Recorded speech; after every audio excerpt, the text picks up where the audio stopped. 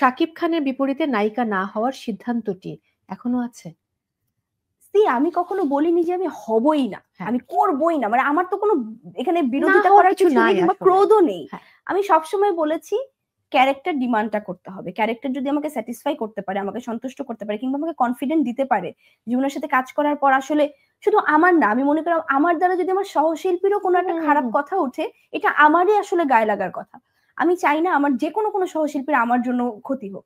So আমি বলবো অবশ্যই যদি ক্যারেক্টার ডিমান্ড করে, সে যদি ক্যারেক্টার বসে পড়তে পারে, আমি যদি ক্যারেক্টার বসে পড়তে পারি, অবশ্যই করবো। That's great. এবার লাস্ট প্রশ্ন, লেখালেখি নিয়ে কখনো ভেবেছো? লেখালেখি নিয়ে ভেবেছি, অবশ্যই ভেবেছি। ইনফ্যাক্ট আমি তো আসলে আমি লেখালেখিতে কখনোই পারদর্শী না কিংবা আমি কখনোই ওভাবে লিখি না। কিন্তু থাকে না মাথায় অনেক সময় এক লাইনে প্লট আসে যে ফোনের মধ্যে তখন একটা নোট করে রেখে দেওয়া।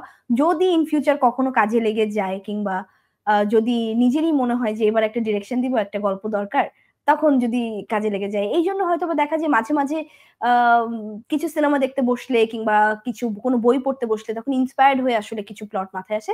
এক লাইনের করে নোট করে রেখে দেই। সামনে কি কাজ আসছে? সামনে আসলে এখনো নতুন কাজের ঘোষণা যেহেতু আসেনি, সো নতুন কাজ এখনো জানাতে চাচ্ছি কিন্তু না। অনেক প্রমোশনাল কাজ করছো। অনেক প্রমোশনাল কাজ করছি। এক্সাক্টলি যেহেতু সামনে আমাদের তো আসলে ফেস্টিভ্যালের কম নেই। আমাদের ঈদ গেল ২ টা, সামনে আবার পূজা আছে।